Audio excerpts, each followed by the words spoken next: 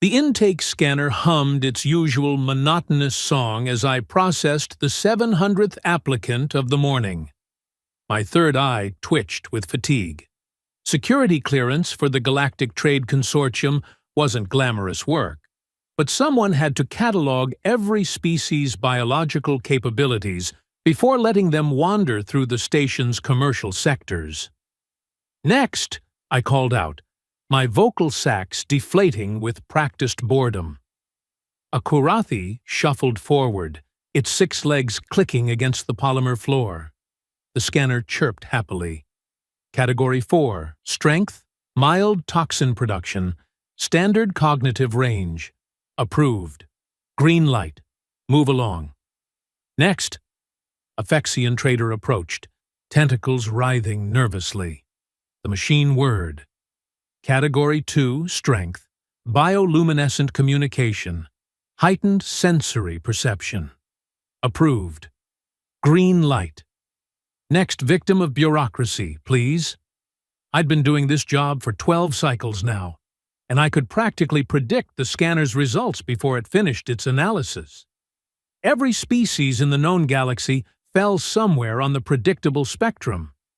The mighty Korthax topped out at Category 9 Strength, but their intelligence barely registered at Category 3. The brilliant Yoithnari possessed Category 10 cognitive abilities, but you could snap their spindly limbs with a gentle breeze. Balance. The universe loved balance.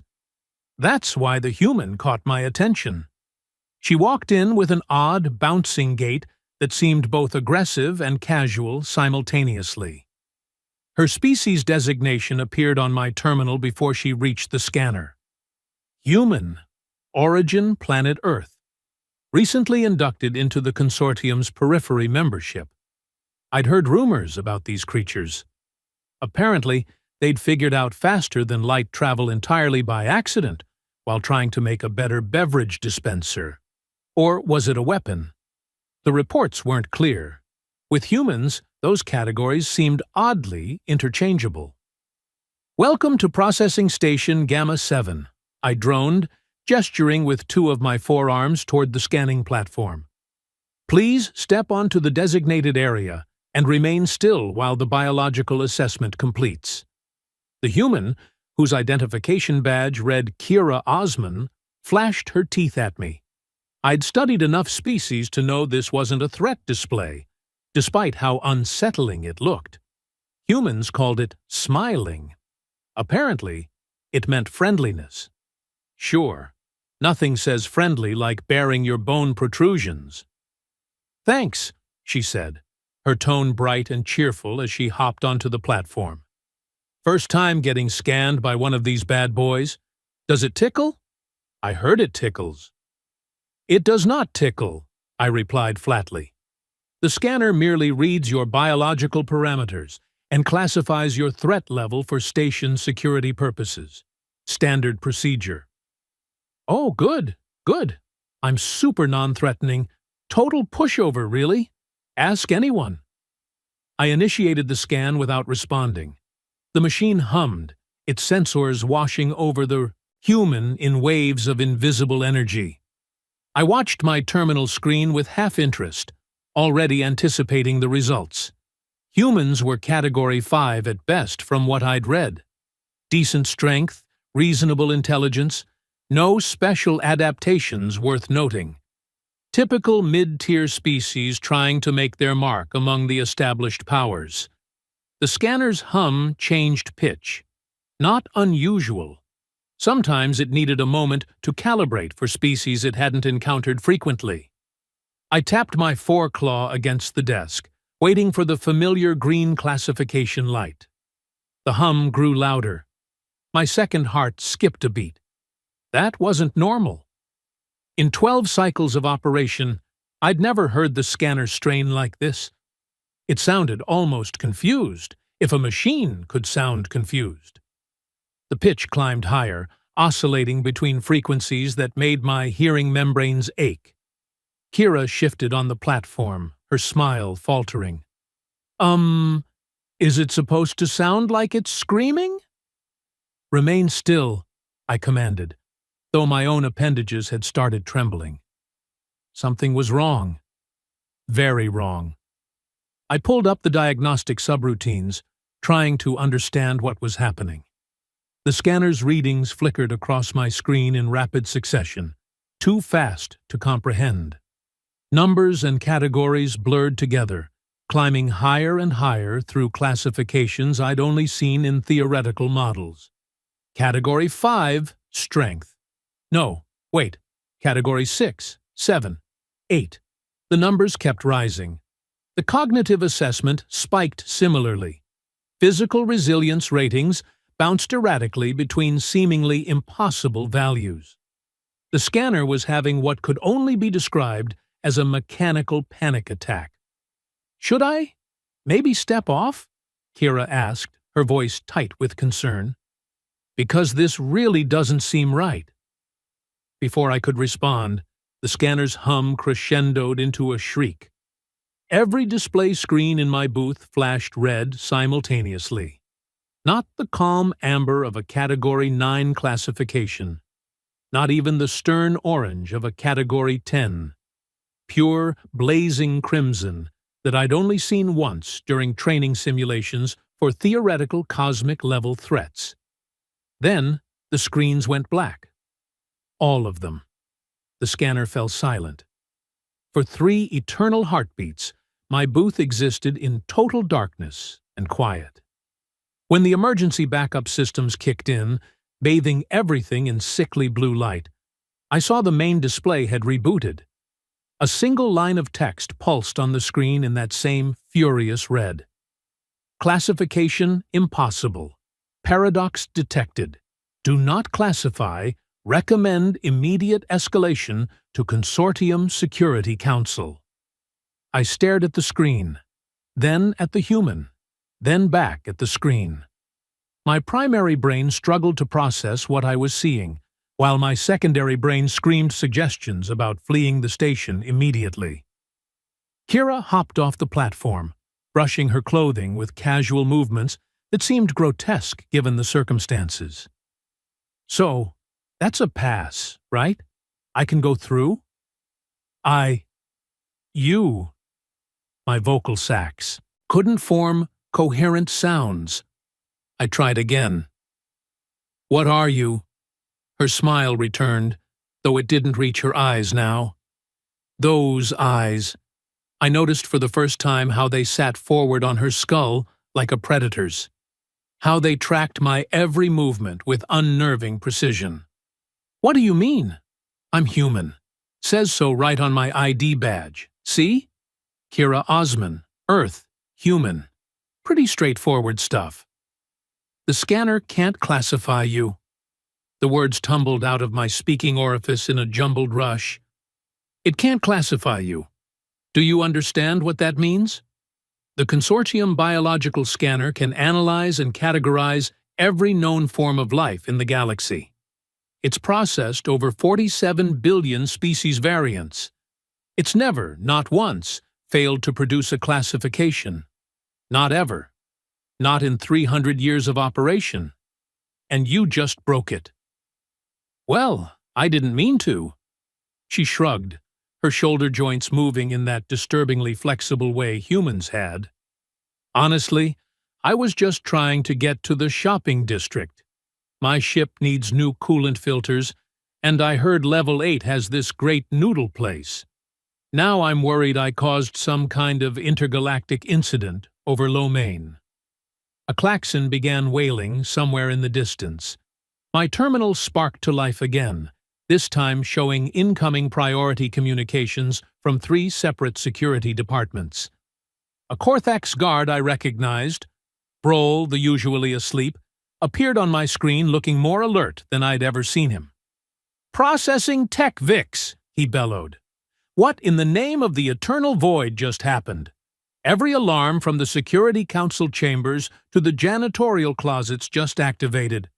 Please tell me you didn't trigger a quarantine breach." "No breach," I managed to say. "Just a human. For clearance processing." Broll's crest flattened against his skull. his species' equivalent of a skeptical expression. A single human set off the Omega-level threat alarms? What did she do? Threaten the High Chancellor? She stood in a scanner.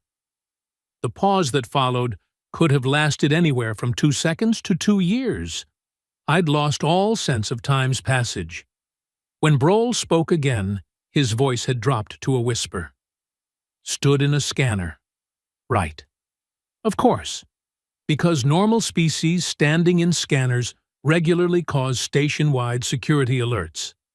I'm sending a tactical team to your location. Do not let the human leave. Do not let her touch anything. Do not, and I cannot stress this enough, do not antagonize her in any way. The screen went dark.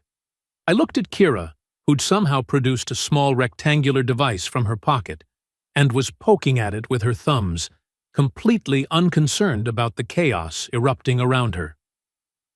So, how long do you think this will take?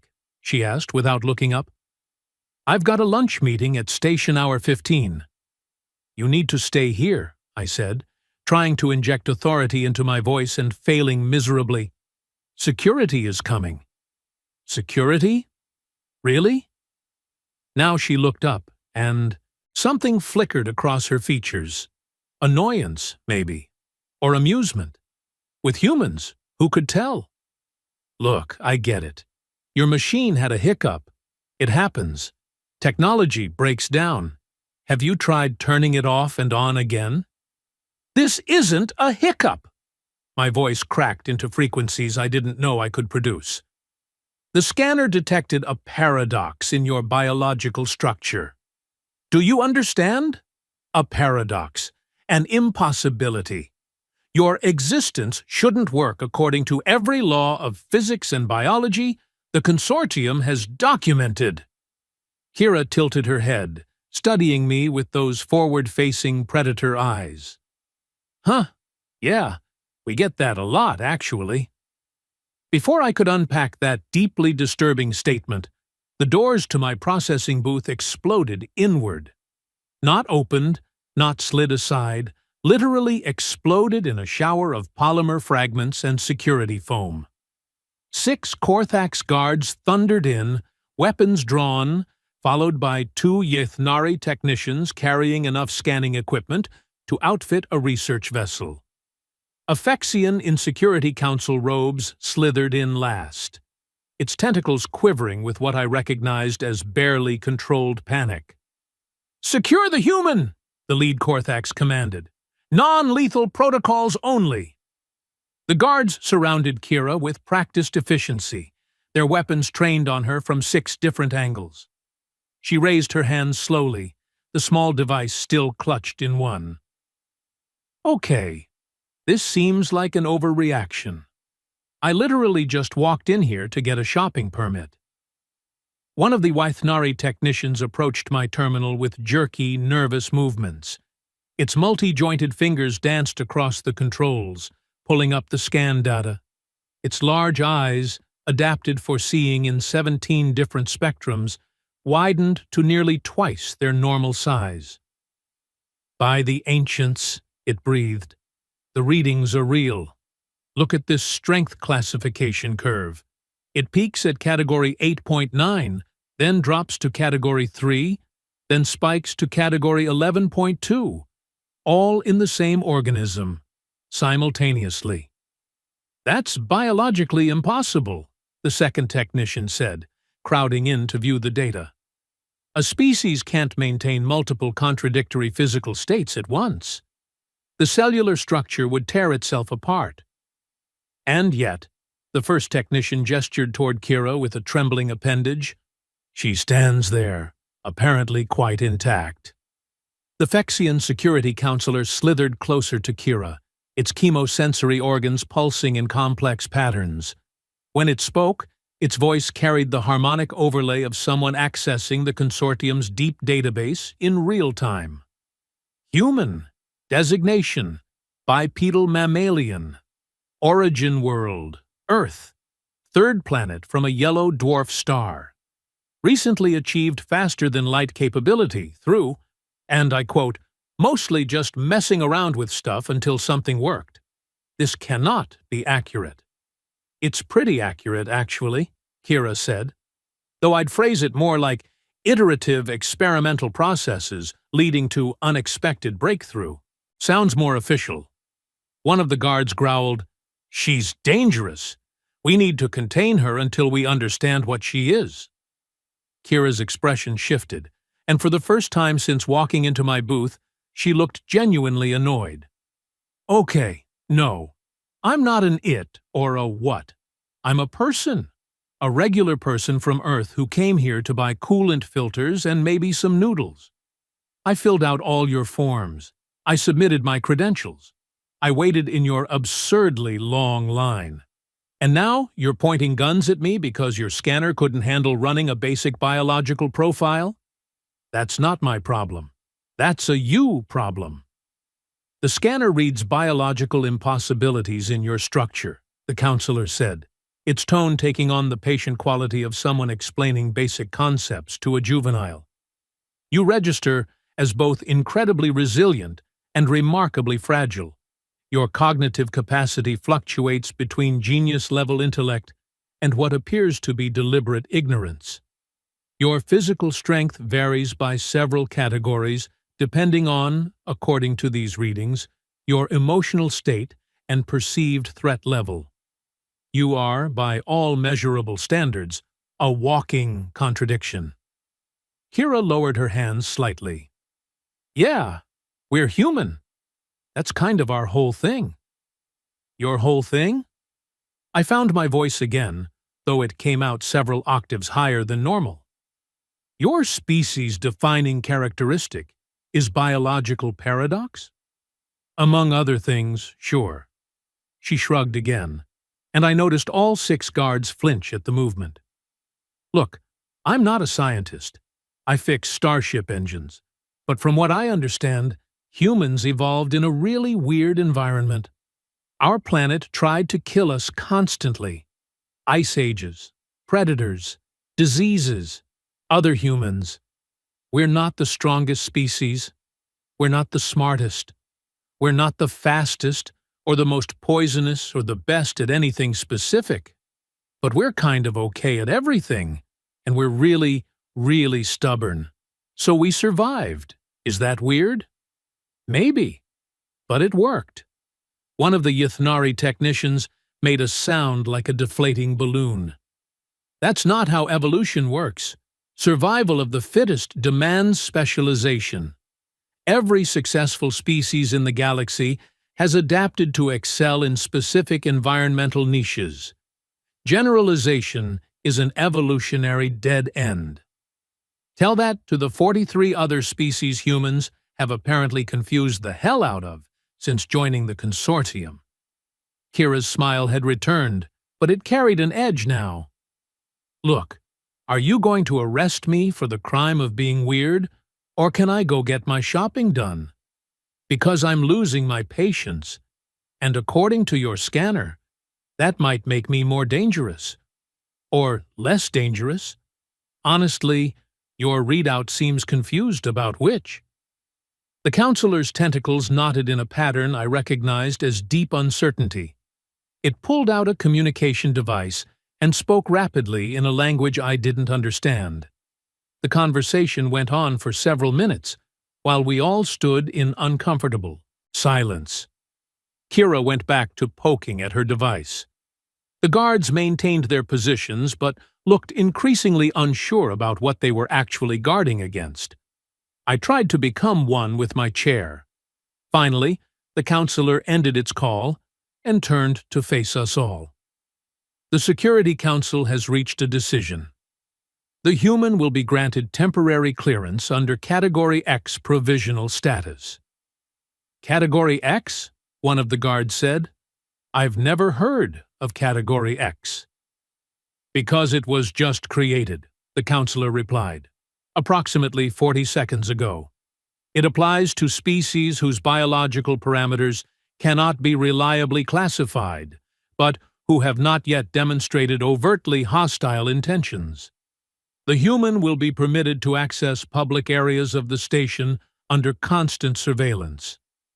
2 guards will accompany her at all times. All transactions will be monitored.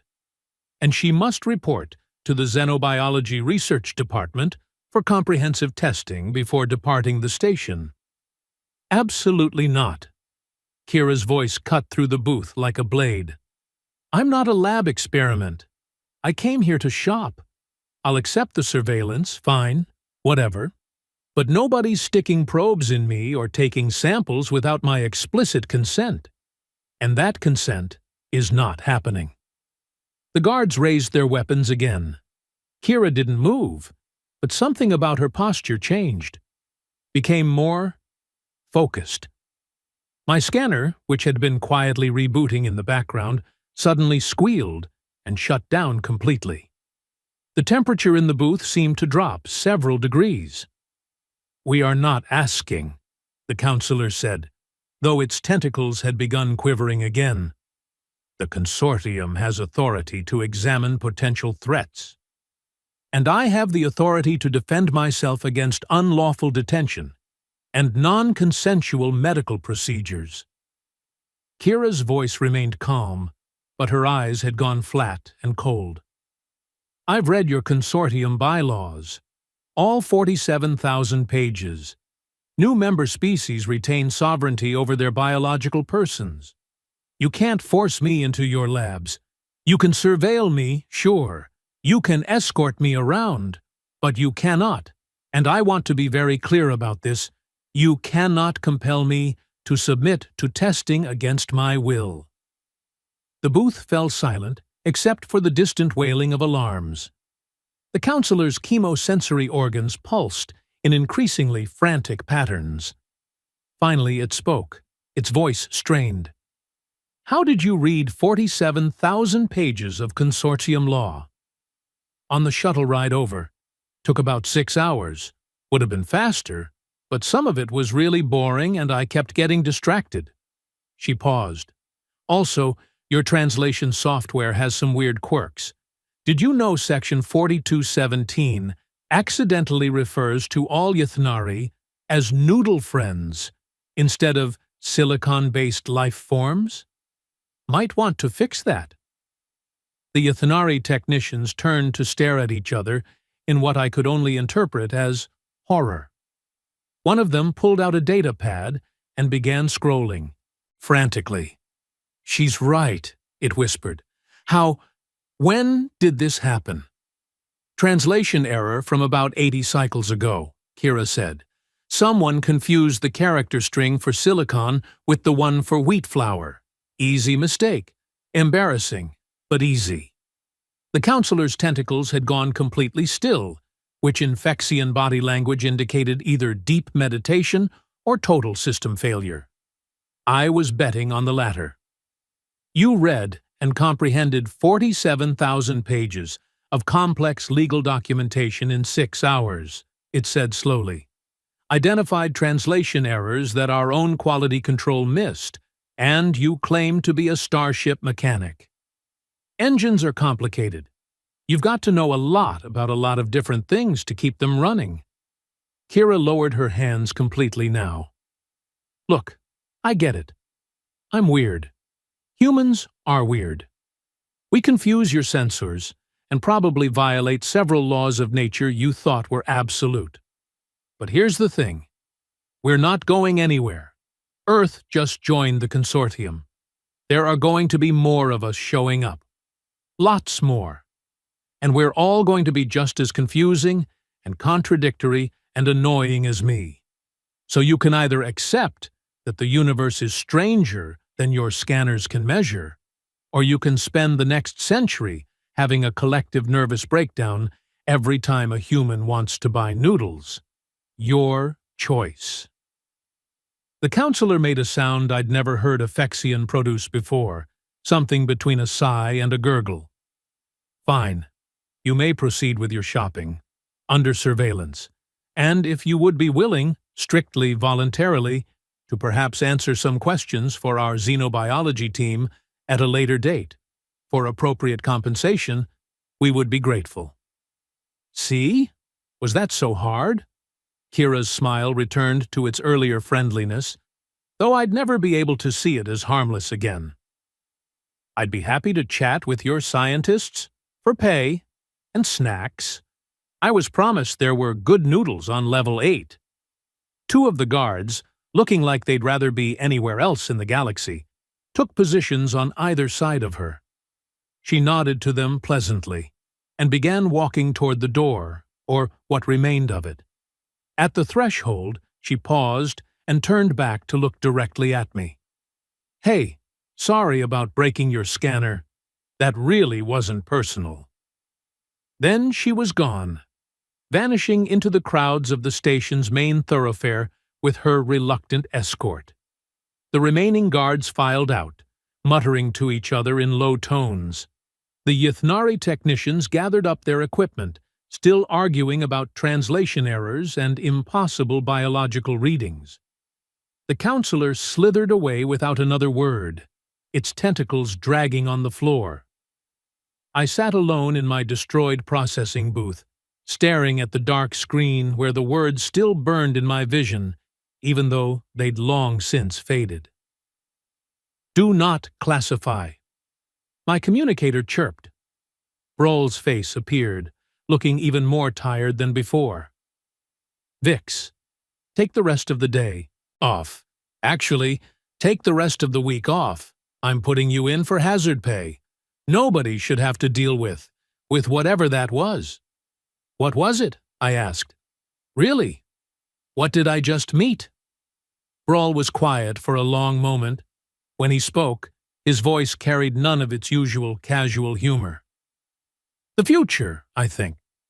The consortium just met something it can't categorize, can't predict, and can't control.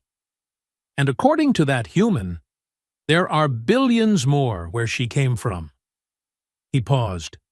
"We're going to need a bigger scanner." The screen went dark.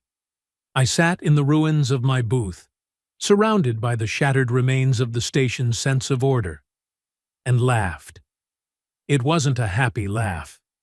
It was the laugh of someone who'd just watched the universe reveal that all the rules were negotiable, that all the careful categories and classifications we'd built over centuries were just suggestions, that somewhere out there, on a little blue planet orbiting an ordinary star, an entire species had evolved specifically to break every assumption we'd ever made about how life should work. The scanner's emergency diagnostic began running automatically, trying to figure out what had gone wrong. I could have told it the answer. Nothing had gone wrong. It had encountered something genuinely new, something that didn't fit into the neat boxes we'd created. And that was terrifying. I pulled up the station directory and found what I was looking for. Level 8, Commercial District. There was indeed a noodle restaurant there, run by a Torellian family, known for their fusion cuisine. I made a note to avoid Level 8 for the foreseeable future. My hands were still shaking as I began typing my incident report. How does one even begin to describe what had just happened? Human broke reality? Requested noodles? The Security Council would love that. I settled for technical language and exact sensor readings, letting the impossible numbers speak for themselves. Somewhere on Level 8, Kira Osman was probably ordering lo mein and chatting pleasantly with her guards, completely unaware that she'd just upended 3 centuries of biological certainty. Or maybe she was completely aware and just didn't care. With humans, who could tell? I saved my report, logged out of my terminal, and stumbled toward the exit. As I left, I glanced back at the scanner one last time. It had finally finished its diagnostic. A single message blinked on the screen. Recalibration required. Current parameters insufficient for reality. Yeah, I thought. Join the club. 3 days after the incident, I returned to work against my better judgment. The processing booth had been repaired, the scanner replaced with a newer model, and according to the maintenance reports, everything was functioning perfectly. I didn't believe it for a second. "Morning, Vix!" Brohl's voice crackled through my comm unit with forced cheerfulness. "Ready to get back to the exciting world of biological classification?" "Is she still on the station?" I asked, not bothering with pleasantries. A long pause. "The human?" "Yes. She's been, very busy." That didn't sound ominous at all. Define busy. Well, she bought her coolant filters and had noodles. Then she helped the Torellian restaurant owner fix their refrigeration unit, which apparently hadn't worked properly in 6 cycles. Then she stopped a Korthax from choking in the food court by performing something called the Heimlich maneuver, which looks horrifying but apparently saves lives. Then she won 40,000 credits at the gambling plaza, got banned for counting cards, whatever that means, and used the money to pay off the medical debts of 17 station residents she'd never met. Yesterday, she reorganized the entire cargo bay loading schedule and increased efficiency by 38%. The dock workers want to make her their union representative. I rubbed my facial membranes with all 4 hands. She's been here 3 days. Yep. Also, the xenobiology team met with her yesterday for their voluntary interview. They're still in therapy. What happened? According to the report, she answered every question cheerfully and thoroughly, explained human biology in detail, let them run non-invasive scans, was completely cooperative and friendly. Brohl's voice dropped to a whisper. The lead researcher resigned this morning, said, and I quote, "I didn't spend 60 years studying biology just to learn that none of it matters. The other scientists are arguing whether to publish their findings or burn them. What did they find? That humans are somehow both incredibly sturdy and ridiculously fragile. They can survive injuries that would kill most species, but they'll also die if they drink too much water. They can run for longer than any predator on their planet, but they need to sleep every single day, or they start hallucinating. Their immune systems can fight off diseases we can't even treat, but sometimes those same immune systems just decide to attack random foods for no reason. They heal from wounds by literally growing new tissue, but if that process works too well, it becomes cancer, which kills them. They're walking biological contradictions held together by sheer stubbornness and chemical reactions that shouldn't work. I pulled up the morning's processing schedule. 73 beings waiting for clearance. None of them labeled as human, thank the ancients. So, what's the official stance now? Is she still considered a threat? The Security Council has upgraded her to Category X positive. Means she's weird and potentially dangerous, but probably friendly. Probably. The surveillance team reports she's been nothing but helpful and polite, even when people are obviously terrified of her. She seems to think it's funny. Of course she does, I muttered. Anything else I should know? Yeah, she's coming back through your processing station this morning. Wants to register her ship for long-term docking. Privileges. My second heart stopped. You're joking. Wish I was. She specifically requested you handle her paperwork. Said, and this is a direct quote, "That green guy with the 4 arms was nice. I felt bad about breaking his scanner. So, congratulations. You've been adopted by a human." The comm unit went dead before I could protest. I stared at the new scanner with deep suspicion. The manufacturer had assured the Security Council this model was updated to handle anomalous readings. It had cost more than my annual salary. I gave it 3 minutes before the human broke it. The morning processing went smoothly, almost suspiciously so. A parade of ordinary species with ordinary classifications. Category 4, Category 6, Category 3. Green lights, approved stamps, move along. I'd almost relaxed when I heard a familiar voice from the waiting area. "Hey, scanner buddy, how's it going?" Kira Osman bounded into the booth with that disturbing bipedal energy humans had, carrying a container of something that smelled aggressively aromatic. Her two guard escorts followed at a respectful distance, looking significantly less tense than when I'd last seen them. One of them was even smiling. Had she somehow won over the surveillance team? "Miss Osman," I said, trying to sound professional instead of terrified. "I understand you need long-term docking registration." "Call me Kira. Miss Osman is my mom, and she's way scarier than me."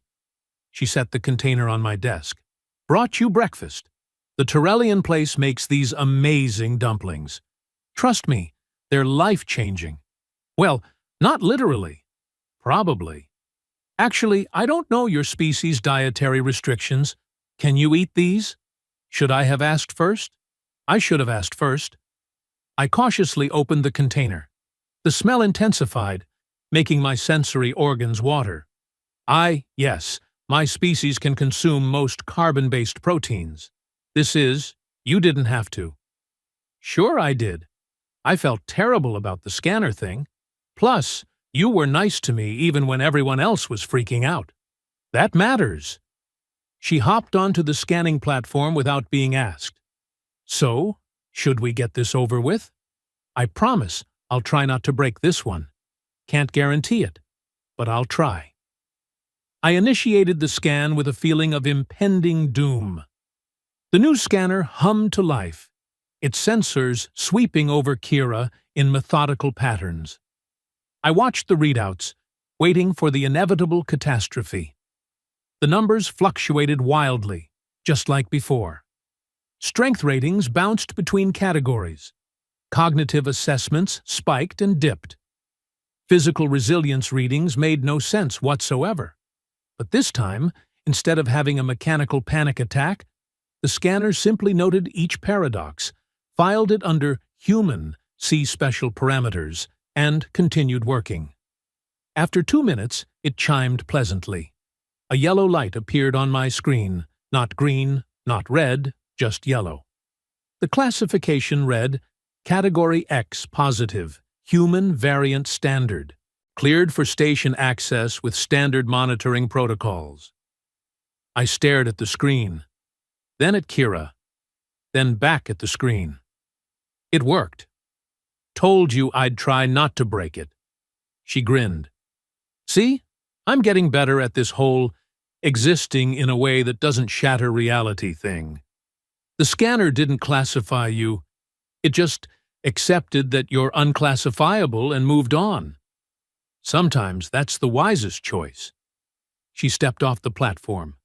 "So, paperwork?" I processed her docking registration in a daze, my hands moving through the familiar motions while my brain tried to catch up. She answered every question, provided all the necessary documentation, and even made small talk about station amenities, like a completely normal interaction with a being who violated the laws of biology. "So," she said as I finalized the forms, "I've been meaning to ask. What's your name? I've been calling you Scanner Buddy in my head, but that seems rude." "Vix," I said automatically.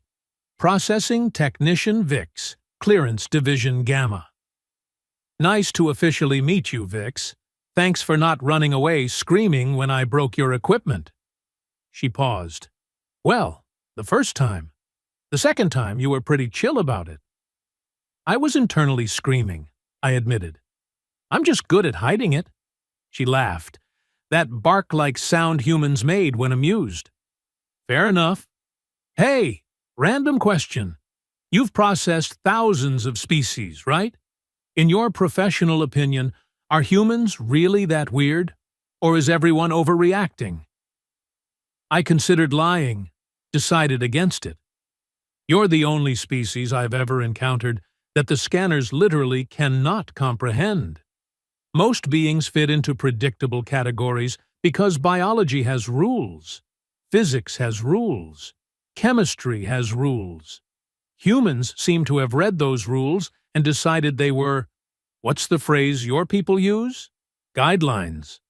Polite suggestions. That sounds about right. She picked up her approved documentation, scanning the official stamps with obvious satisfaction. Want to know a secret? It's not that we're special. We're not stronger than the Korthax, or smarter than the Yithnari, or more adaptable than the Phexians. We're just too stupid to know what's impossible. When Earth throws something terrible at us, we don't calculate the odds and give up. We just try stuff, fail a lot, learn, try again. Eventually something works, and we move forward. That's not stupidity, I said slowly. That's persistence bordering on insanity. Potato, potato, she shrugged.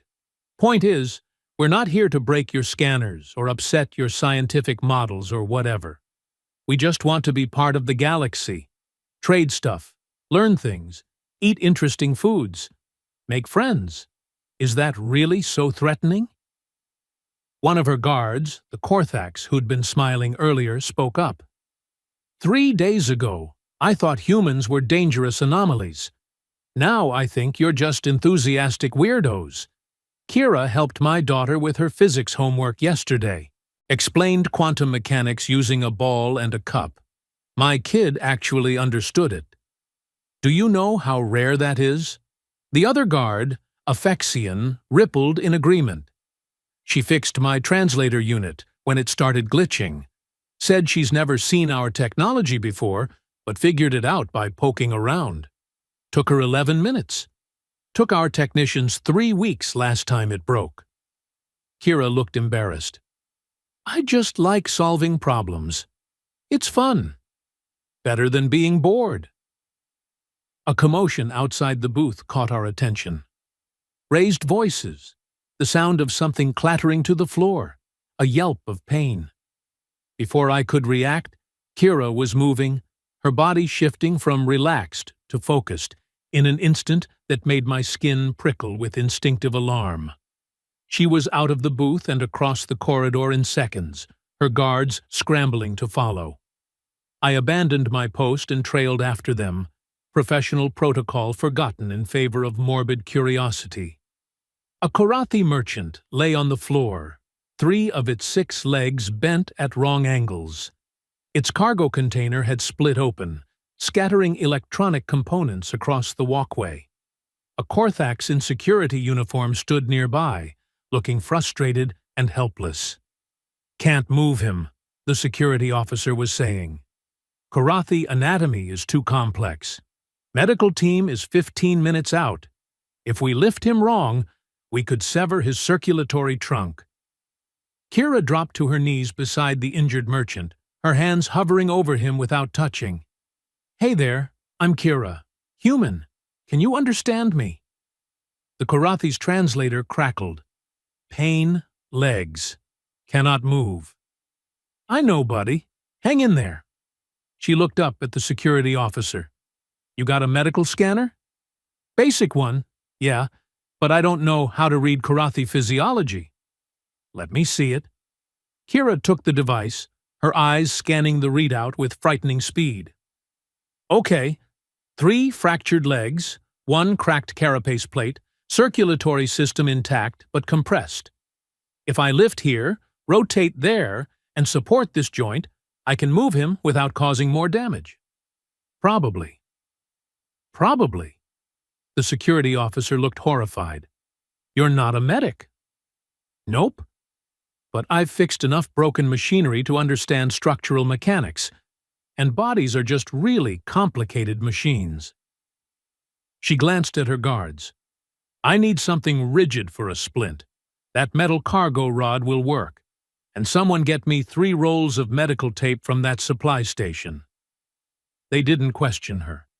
They just moved, following her instructions with the automatic response of people who'd learned to trust her weird human instincts.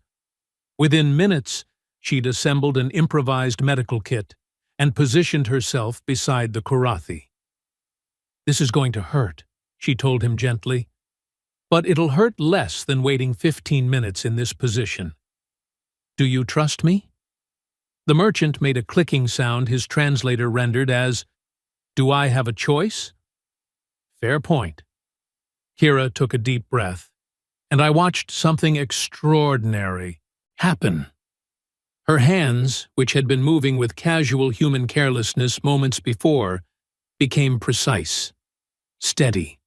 She lifted the Karathi with careful strength, supporting his weight in ways that shouldn't work, pivoting his body with geometric precision. She splinted the broken legs, secured his carapace, and positioned him upright in less than 3 minutes. The Karathi's pain sounds faded. His translator crackled again. "Better. Much better. How did you know?" "I didn't, really. Just made an educated guess based on load-bearing principles and assumed your body would follow logical structural rules." She sat back on her heels. "Medical team will be here soon. They'll do this properly. I just didn't want you suffering longer than necessary." The security officer stared at her. "You learned Karathi anatomy in 3 minutes and performed emergency first aid based on, what, engineering intuition?" "Honestly, I was mostly winging it, but it seemed to work out." She stood, brushing off her knees. "Although now I'm curious about xenobiology. Do all species follow similar structural logic? Or are there exceptions? Because if there are patterns, you could develop universal first aid protocols that, sorry, I'm nerding out. This happens. I'll shut up now." The medical team arrived moments later, professional and efficient. They examined the Karathi, confirmed Kira's improvised treatment had probably saved his circulatory system, and loaded him onto a transport gurney. Before they left, the lead medic, a Yathnari with kind eyes, approached Kira. "That was good work. Unconventional, but good. Have you considered medical training?" "I fix engines," Kira said. "But thanks. Maybe in another life." As the crowd dispersed, I realized I'd witnessed something important. Not just a human helping someone, but the method behind it. Kira hadn't known what to do.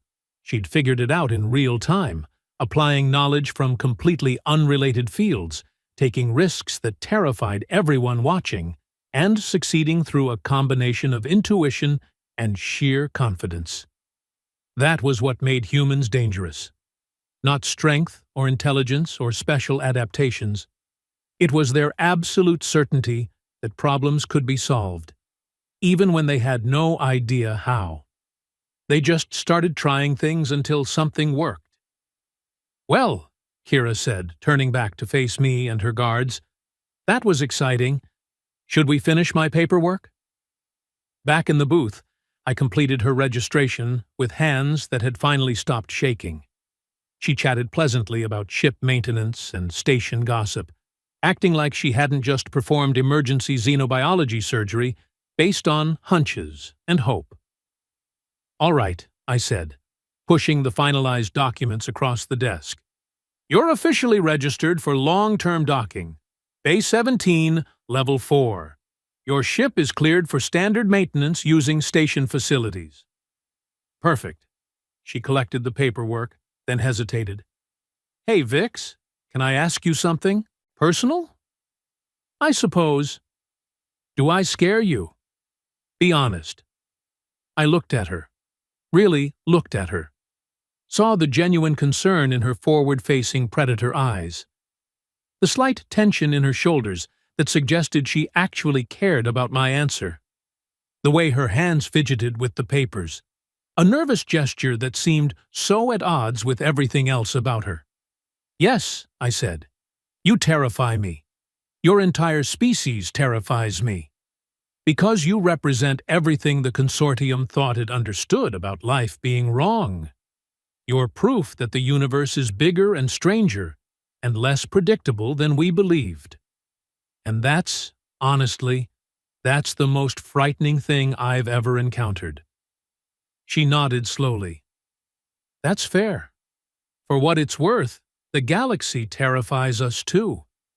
We're new here. Everything is bigger and older and more advanced than us.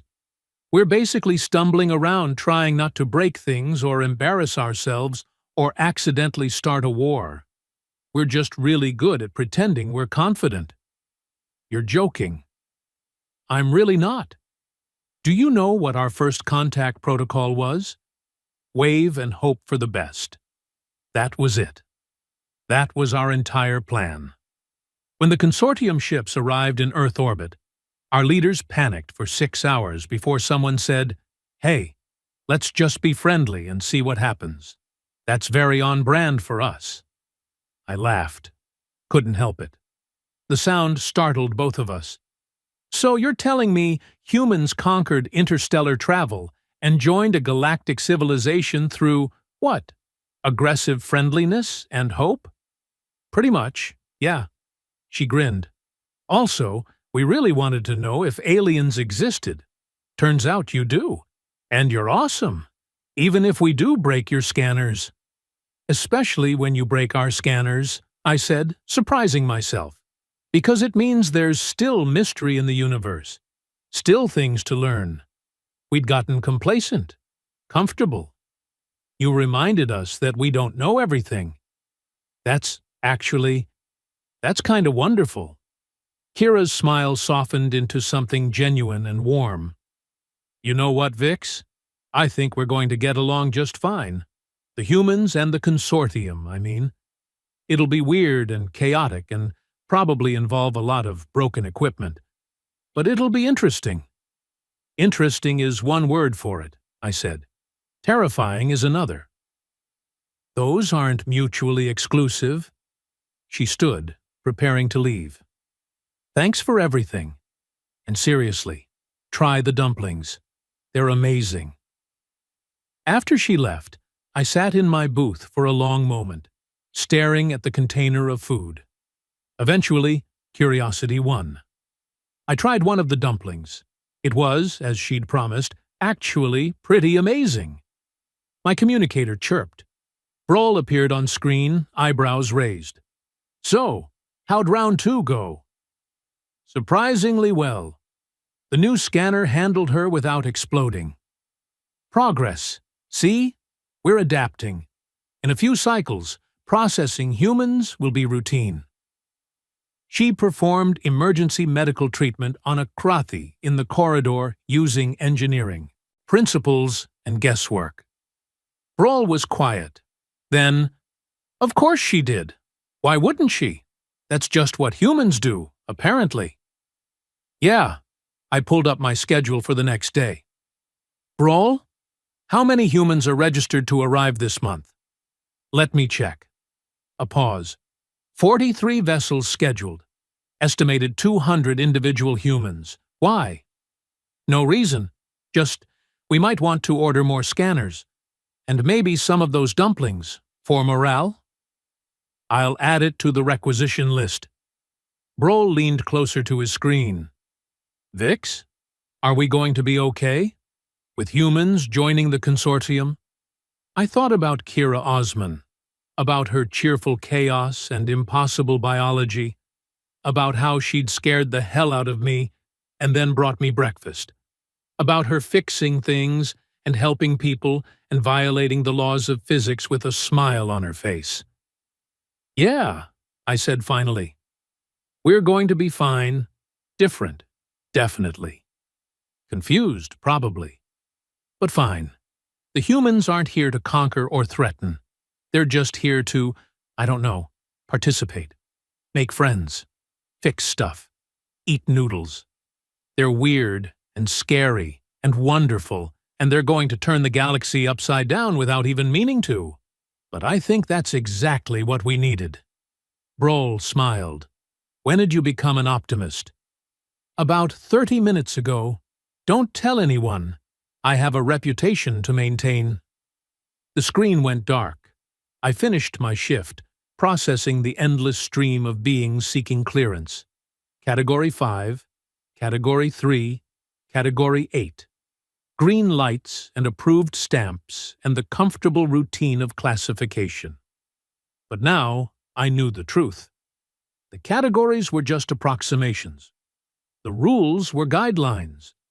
And somewhere out there, billions of humans were preparing to show the galaxy that impossible was just another word for hasn't happened yet. I was still terrified, but I was also, for the first time in 12 cycles, genuinely excited to see what came next. The scanner hummed its usual song. I smiled. Tomorrow, there would be more humans, more paradoxes, more broken equipment and impossible biology and cheerful chaos.